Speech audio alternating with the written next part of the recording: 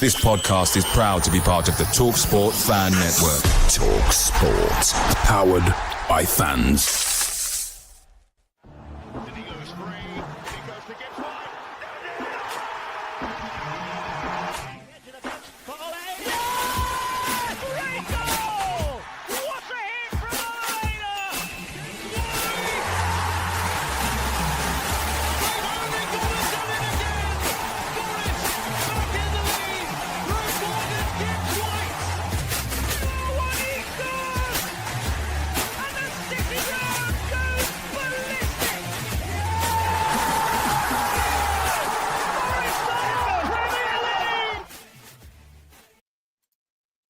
Hello and welcome to this edition of Red Side of the Trent and the Fan Preview, as we welcome Jon Lane from the True Faith podcast to preview the visit to St James's Park. And we visited another St James's Park last week in the FA Cup. We're going up north to face Newcastle United at a different St James's Park. Jon, first of all, how are you? Yeah, good.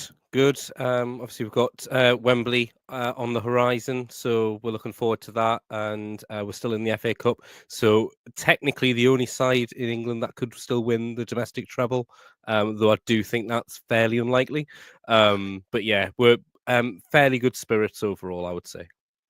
I love the enthusiasm there. Domestic treble, that would be, I mean, unheard of with Newcastle in seventh at this stage. I think Liverpool should probably win the title, although not many of us will enjoy that, to be honest. I don't think. Talking about that Carabao Cup, actually, Jon, because that is a point on my notes. Is that going to be a distraction in the next few weeks? I just had a look at Newcastle's fixtures. You've got us, Brighton, and I think you've got Liverpool again. No, you've got Liverpool again in Liverpool the at Anfield. Yeah, so we play Use on the 23rd, 24th, on the Sunday.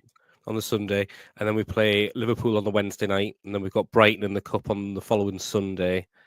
And then I can't remember who we've got between. Oh yeah, we've got West Ham on Monday Night Football on the 10th, and then we play the League Cup final the following Sunday after that. So, a tough run of games, and I think if I think back to the last time we were in that position, I think we absolutely did let the occasion get to us, not just on the day, but actually in the lead up as well.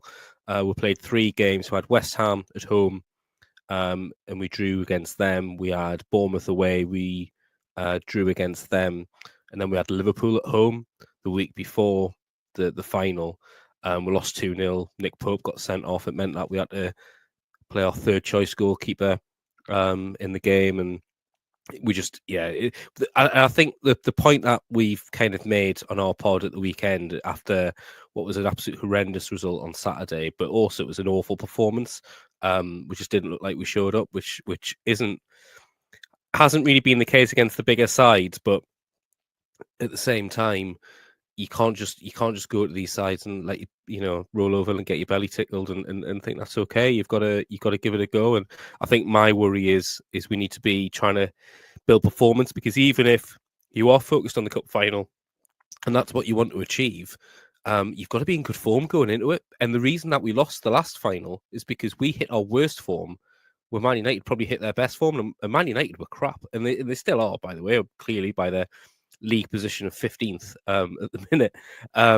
But we didn't do ourselves a service last time, and it's a risky game to think, oh, it's all right, we've got a cup final in a month and we'll just focus on that, because not only do you talk yourself out with, or play yourself out with European contention, we've also got the cup tie against Brighton, which is another chance to win silverware. We absolutely have to attack these competitions, and we've looked like, even at the start of the season when we played you in the League Cup at your place, I think we looked like we really, really wanted to win that game, and I know it went to penalties, but I think we did show that desire, and it's got to be about getting those performances back, and just to get us in a good rhythm going into the cup final.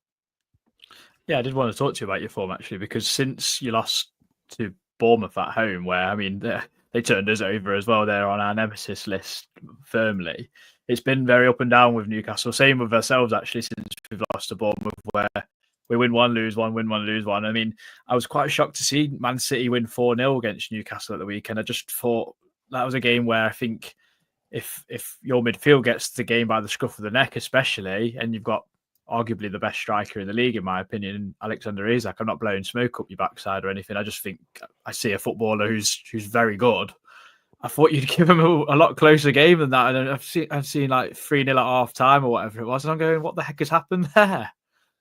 It's a fair question, Adam. And I think the biggest issue we've had is being that we haven't turned the biggest issue we've had this season. We haven't turned up against sides that we should beat. Right, that's been the biggest issue. I think Bournemouth were excellent when they came to St James's Park, and I think they are, along with yourselves, and you could probably argue us, really capable of upsetting the apple cart in terms of the top 5 this year. And I know that we were joking on the last time we were on about kind of how long Forest were going to maintain their form and stay in that top picture. And in fair play, Nuno's obviously doing a great job because you're still up there. And at this stage of the season, you can start seriously thinking there is a very good chance that you finish in what will probably be top 5 will get you Champions League.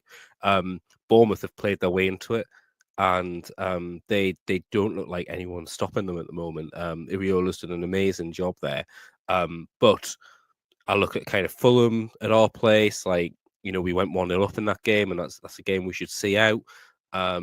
If I go kind of, before that, we'd started not playing great, probably from the Bromley game onwards. Now, we made like 9 changes because apparently this is what big teams are meant to do. You're meant to just like totally rotate your 11 for the FA Cup, which is the most, for me, the most historic competition in English football and probably arguably the world in a lot of ways. And you make 9 changes because you're at home to a League Two side, go 1-0 down, managed to get through. We didn't play well against Wolves when we beat them. We beat them 3-0 at St James's, but really rode our luck, and they had some chances, and that game could have gone very differently. We then got battered off Bournemouth that Saturday and deserved to get beat. Southampton, we were better, but again we went 1-0 down.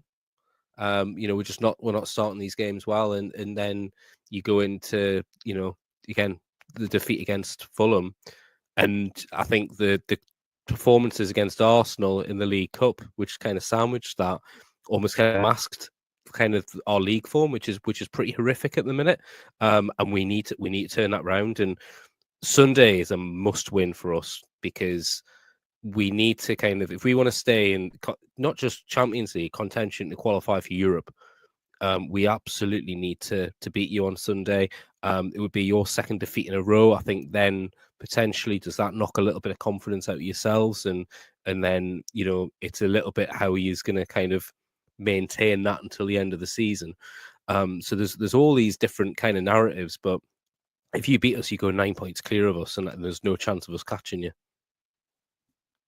It's such an amazing story this season in that top 5, because obviously Man City having their fall off, and then you guys going well in the cup but not being consistent in the league, and then teams like ourselves, Bournemouth, Fulham, Villa obviously falling off because they're in the Champions League. It's almost like a championship type season from like 3rd downwards to about, I don't know, you could even argue 10th in Brighton because they're on 34 points. It's like you say, Sunday's massive. I mean, if we can get some form of result against yourselves, whether that's a point or a win, then we'd see that as a big confidence boost. And losing to yourselves, like you've just reiterated, I don't know how we would react, because we've never been in this situation before in terms of chasing these sort of dizzy heights. So it'd be, I've kind of lost for words a bit, really, to be fair, John. It's going to be a tricky one, and a game I'm looking forward to, because we always seem to have really good games. You always seem to get the better of us at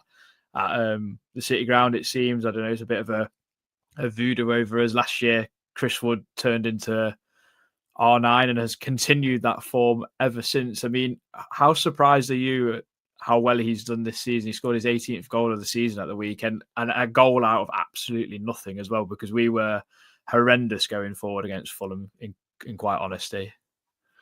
I remember when we signed Chris Wood, and I remember thinking this is going to be a really good signing for us. Always liked him as a classic number 9 kind of striker.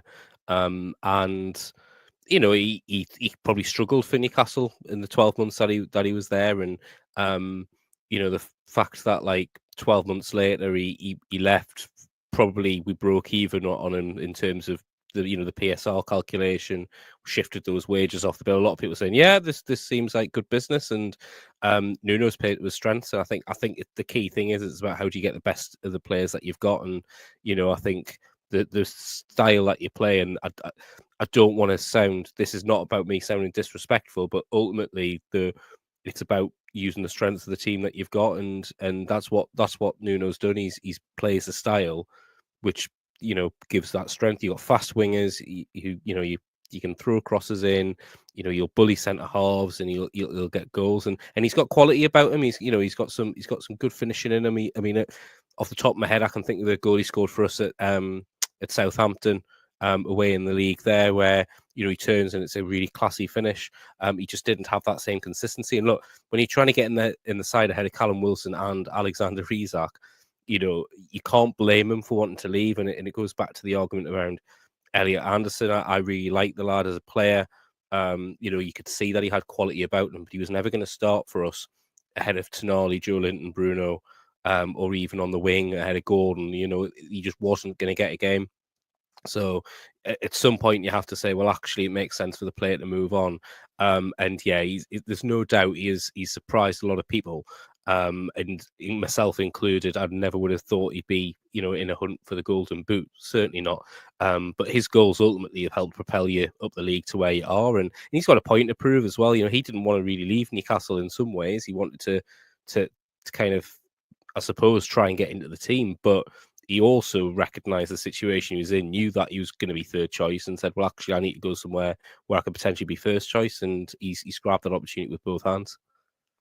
Yeah, it's been an absolute revelation, to be fair. I can't believe it, because he's such an unfashionable kind of guy as well. Like, he doesn't really look like a footballer either, like, just because of, maybe it's just the way he looks. I mean, that's very judgmental by myself, but he just doesn't I don't know what it is, but he just keeps putting the ball in the net. I'm quite happy to see it. It's quite fun because, just this New Zealander just popping up with goals in a very unorthodox way sometimes. But I do want to ask you about your team and any team news you can give us, John. I'm just going to bring your team up from the City game, and I read this out for a preview we just done before from a Forest point of view, and this was your team. I'll read it out for the audio listeners. So it was Dubravka in goal, Kieran Trippier, Fabian Schär, Dan Burn, Lewis Hall across the back four, Tonali, Bruno, Willock in the midfield with Jacob Murphy, who's been an absolute surprise package this season, it has to be said, with Isak and Gordon there. Is Joe Linton and Sven Botman still big doubts for this game? Because I don't really know without you telling me, to be honest. I think Joe Linton was going to be out for a couple of weeks. That was kind of the last word we had. And Sven Botman, I think, is potentially close. I think if Botman's fit, I think he'll come in probably for Schär.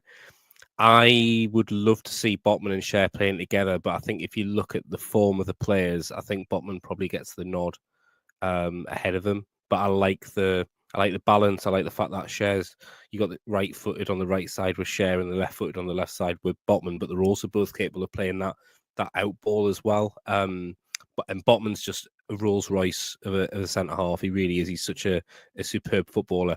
Willock's really struggled, and he hasn't really taken his opportunities. He had a great game in the FA Cup against Birmingham, no doubt in that. But he really, he came off after 45 minutes against Man City and hadn't had a fantastic half. But the lad who came on from Lewis Miley is maybe another argument why Elliot Anderson, it made sense for him to go. He came on and he was easily our best player. And he's just turned 18 in the close season last year. Obviously, he's got experience of playing in the Champions League from last year as well. He's a quality footballer. And there's a lot of calls to say that if Joe Linton isn't fit, that really, Miley's the next one up. And even ahead of, Sean Longstaff as well, who obviously has been a mainstay in the team for a long time. So I think they're the potential changes. There's a slight argument for does Livramento come back in for Trippier, because Trippier had a poor first half. But I do tend to think that Trippier's back in the side is our first choice right back. And that performance against Arsenal in the League Cup at St James's, he was absolutely incredible, and he adds a bit of calmness to that defence and a bit of leadership to the team. Like on the field, although Bruno wears the armband, Trippier's the on-field captain, really, in the way that he behaves and the leadership that he shows. And those rumours that we were being offered €3 million in January for him, like, what's the point?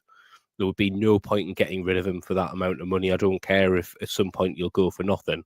What you lose in terms of the influence around the dressing room and the leadership and everything else, it just wouldn't be worth it. He's still a quality player, and then from a dead ball situation, he's still very dangerous from that point of view as well. So it'll be interesting. But if there's going to be any differences, I suppose the fourth one that we haven't really talked about is Nick Pope, who was back in goal for the FA Cup, didn't disgrace himself or anything like that.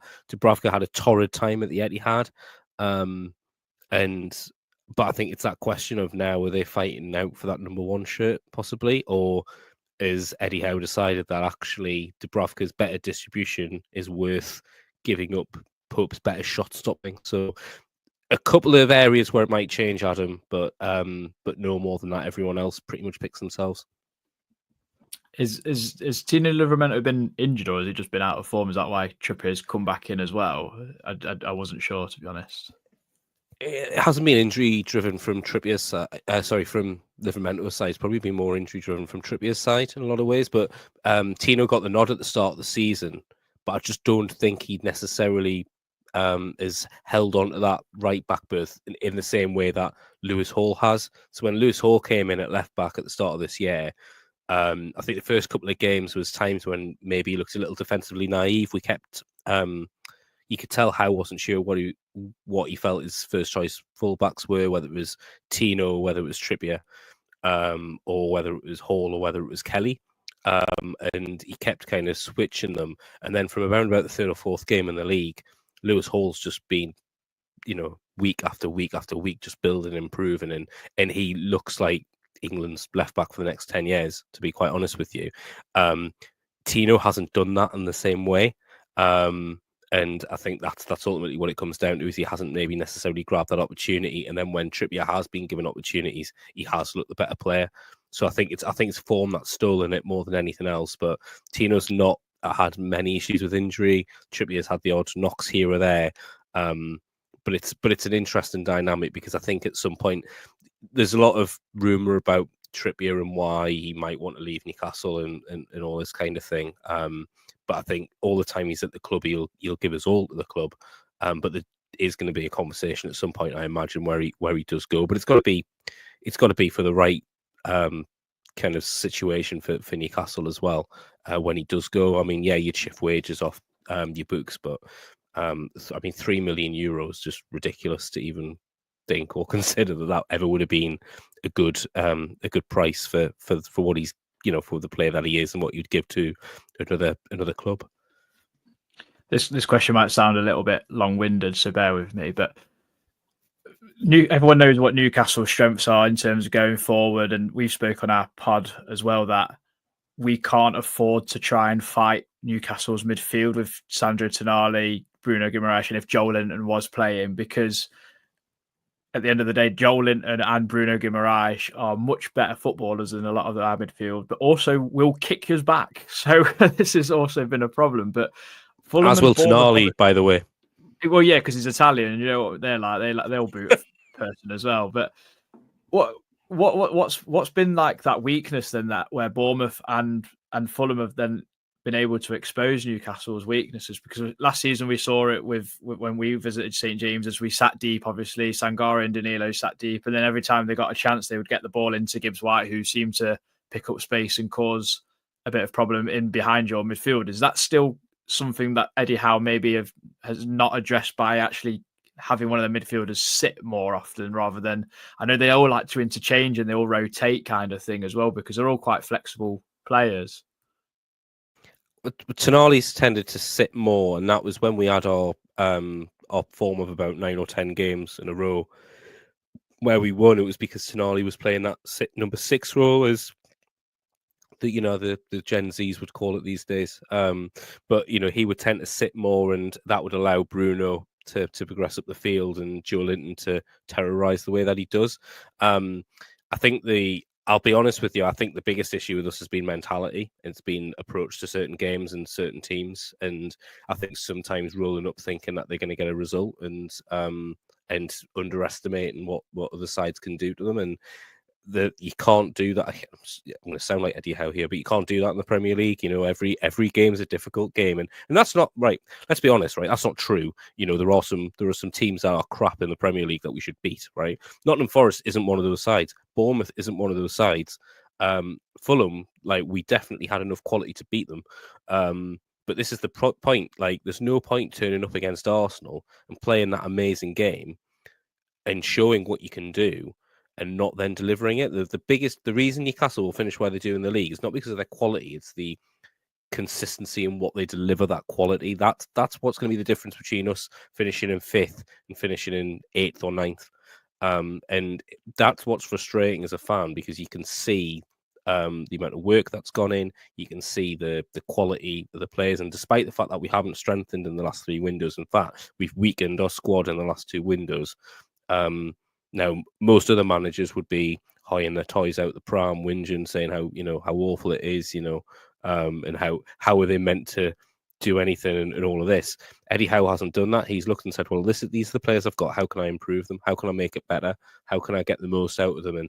And the system he played of that back 5, which he doesn't do on. He definitely plays 4-3-3 on Sunday. By the way, he doesn't go to a back 5, but having that system where either Cher could push and, mark Declan Rice and follow him all around the pitch, or you could have Trippier bomb on and then they go into a back 4 with Dan Burn playing that feared left back role, or Hall going the other way. There was all sorts of things that happened in that game where it was almost like a fluid system, but it worked. And this is the point. It's about finding that right solution. But the biggest thing that's killed us has been our mentality for me. And I'm hoping that they look and they go, this Forest side are a good side. And I know we beat them 3-1 earlier in the season at their place, and it was a fairly comfortable win. Actually, I was surprised how comfortable it was for us. There is no way that Sunday is that comfortable for us. We have to turn up. We have to play our best football to get a result. If we do that, Adam, sorry, I think we win. But that's the big if. It's are we going to have the right headspace to say, look, we need to turn this around? And I'm hoping that the battering they got off City and the manner that it happened is really woken them up to say, lads, you're not there yet. If you really think that you're a Champions League side, you need to go out and prove it. So that I'm hoping that result has happened at the worst time for yourselves and the best time for us.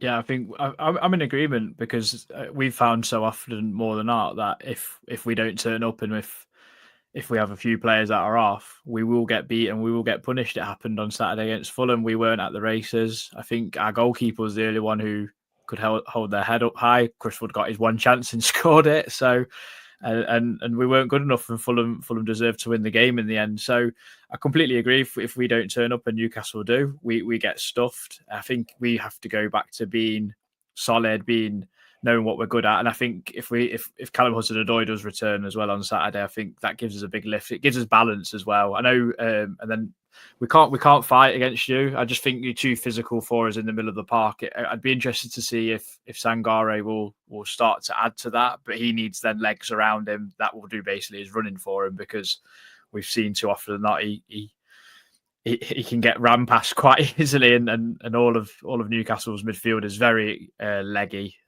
legs everywhere, as I like to say. But are you worried about anyone in terms of Forest? Is it more just trying to stop that counter attack and trying to nullify that? Because Alanga caused a lot of problems last time at St James's as well. He was unbelievable that day, to be honest. He was, but we also had a very slow back 4. Notably, as Dan Burn, as much as I love him at left back, and that combination just didn't work. We ultimately paid for it with the goals that we gave away. And I think that's the one thing about our back line is it's not the paciest, even even Lewis Hall at times was getting rinsed at the weekend, and he's a good player. So I think it'll be interesting to see kind of how we go with it. But I think what am I worried about? I'm worried about the pace. I'm worried about, you say, the likes of Alanga, Hudson-Odoi if he's fit, Chris Wood, and whether we contain him. But also the other player that had an absolute worldie of a game was Morgan Gibbs-White at St James's Park last year. I mean, he's still a fantastic footballer who, when you bought Anderson and it was like, oh, there's going to be a Forest player go the other way, fans were, oh, here we go, it's going to be Morgan Gibbs-White. No, it's Flapper-Demas, who still can't make the bench. He's our record goalkeeper. Don't look here, PSR calculators, but only one reason why that transfer went through. It's scandalous, really. And you think there'll be like a panorama documentary on that transfer in years to come, because it's just ridiculous. But I don't know what you're talking about. Yeah, we are where we are, aren't we? And look, we benefited because and I've talked about this on our pod. Like, essentially, both our balance sheets improved. Ours improved to the tune of 30 million, and yours improved to around about 7 million. Despite the fact that you'd spent 35 million one way and we'd spent 20 million another. It's ludicrous. So anyway, we are where we are. I'm digressing. My biggest fears are the pace and the finishing, really. If we can contain that, if we can have the right game plan around that, I feel like our forward players can do the damage. Jacob Murphy, you mentioned before. Yeah, he's having a great season. But I think it's a big, big gamble that we've taken, that he's going to maintain that form till the end of the season, because as good as he's been, we're asking a lot of him. There's no one else really pushing him for that spot, because we've got rid of Miguel Almiron, who we had an offer for that he wanted to accept. We tried to drive him to the airport pretty much last January, and he didn't want to go to Saudi. So he stayed for another year. And so when the opportunity for him to go was there, we were always going to take that as a club. But Harvey Barnes has shown that he's not really a right-sided winger. Gordon will play there if he needs to, but again, he's much, much better on the left. So that's why Murphy's kind of maintaining his place. But that's where the club clearly needs to improve. We need to improve that. For the fourth window in a row, our two main priorities will be right centre half and right winger. We just haven't addressed either of those areas. Yeah, I mean, just like kind of a bit of a tangent, just a bit of a thought. I mean, I was surprised that Newcastle were linked with Alanga for 50 million or whatever it might have been, like last minute deadline day. I just thought, like, why has no one gone for Brian Mbeumo at Brentford? Left-footed, right winger. He's unbelievable. I mean, he has the potential that if Liverpool lose Salah, he could replace him quite happily, and I think he'd score even more goals, because he scores plenty for Brentford in a side that are good and set up to kind of feed him and Visser. So I do think if you've got a team like Liverpool with Mbeumo, I think he just scores more goals. So yeah, but I'm surprised Newcastle just didn't go in for him either, which is surprising. There's rumours, but I think there's you've got to. I suppose you've got to take these rumours with a pinch of salt. Like I tweeted the other day, so someone had tweeted saying Mbeumo was available for 50 million and Newcastle have been alerted or something on those lines, and it was like source Football Insider, and I retweeted it, quote tweeted, and I said source Mbeumo's agent. Like, it's clear if he's going to be available for 50 million, there will be suitors, but the question is there will be a question of, where does the player want to play? And if Liverpool, let's say for argument's sake, Liverpool are interested, how do little old Newcastle encourage that? Now, I'm not, I've been a Newcastle fan for 30 years. I know the history of the club. I know how important it is. But if you're Brian Mbeumo and you get given the choice of Liverpool or Newcastle, it's a fairly straightforward choice. For there's not much about what the only thing we can really, I say guarantee, but we can guarantee that he's going to start. But that's the only difference, really. It's definitely a step up from Brentford, and with all respect to them, again, they've been a really solid side. But this is the issue we've got now. The players that we need to attract are also attractive to the other clubs that can afford them. I'll take you to Tosin Adarabioyo, who we'd courted over the summer. It was pretty clear that there was certainly a deal in principle that he was going to come to Newcastle. and Chelsea getting his ear, and he decides to sign now.